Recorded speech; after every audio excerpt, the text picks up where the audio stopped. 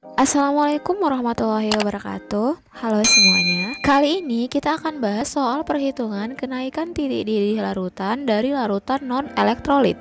Sifat koligatif larutan yang kedua itu ada kenaikan titik didih disimbolkan dengan delta Tb. B-nya itu boil, itu menandainya ya. Jika ke dalam suatu pelarut ditambahkan zat terlarut, maka akan terjadi kenaikan titik didih. Titik didih ketika ditambahkan zat terlarut itu lebih besar dibandingkan titik didih pelarutnya. Sehingga delta Tb itu sama dengan Tb dikurang Tb0. Delta Tb itu sama dengan Kb dikali M, di mana M itu sama dengan gram per mr dikali 1000 per pelarut.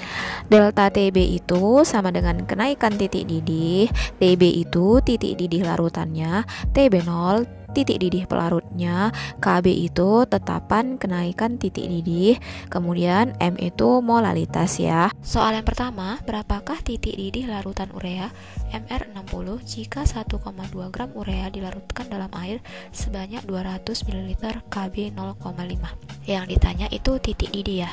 Jadi kalau mau rumus titik didih kan nggak bisa secara langsung, kita harus cari dulu delta T mendidih boil ya. Delta Tb sama dengan Kb dikali M. Urea itu kan non elektrolit jadi nggak pakai I. Kita masukkan Kb nya berapa?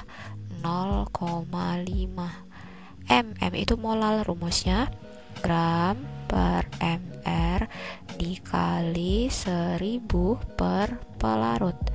Oke, lanjut, sama dengan 0,5 gramnya 1,2 ya. 1,2 per mr urea 60 kali 1000 per pelarutnya kan di sini air.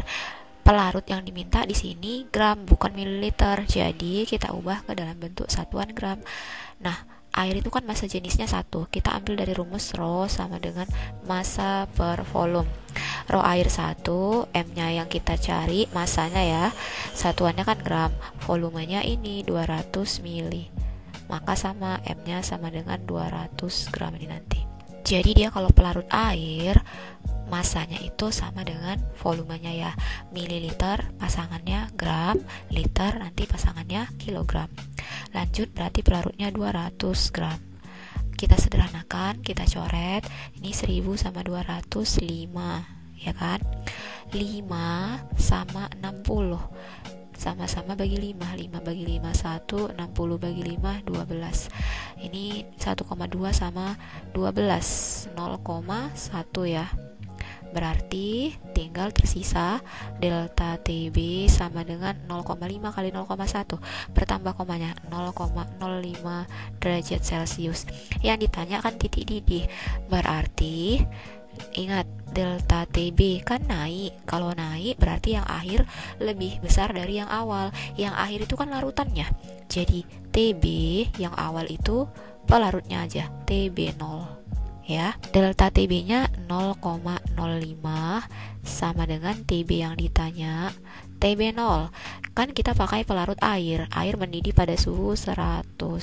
Berarti Tb nya sama dengan ditambahkan aja ya, 0,05 tambah 100. Kan ini pindah kemari jadi tambah. Hasilnya 100,05 derajat Celcius. Nanti kalau pelarutnya nggak air, titik didih pelarutnya itu di soal disebutkan. Kalau air jarang disebutkan ya. Jadi kalian harus ingat air mendidih pada suhu 100 derajat Celcius. Nanti kalau membeku itu 0 derajat Celcius ya. Selanjutnya, larutan 3 gram suatu zat non-elektrolit dalam 100 gram air mendidih pada suhu 100,26 derajat Celcius. Jika Kb air 0,52, tentukan mr zat tersebut. Oke, di sini yang ditanya mr, berarti ada hubungannya sama molal ya. Tetap yang di awal itu adalah delta Tb, boil ya mendidih, sama dengan Kb dikali M. Kb-nya ada kan? Delta Tb-nya belum ada. M-nya gram per mr kali 1000 per pelarut, tapi mr-nya belum ada. Berarti ada salah satu yang harus kita pecahkan, ini delta Tb-nya, karena ada di sini si Tb larutannya ya. Delta Tb kan naik, berarti larutannya lebih tinggi. Tb dikurang Tb yang awal pelarutnya ya, sama dengan KB-nya 0,52, M-nya itu kan gram per mr, kita tulis lagi ya biar ingat, kali 1000 per pelarut.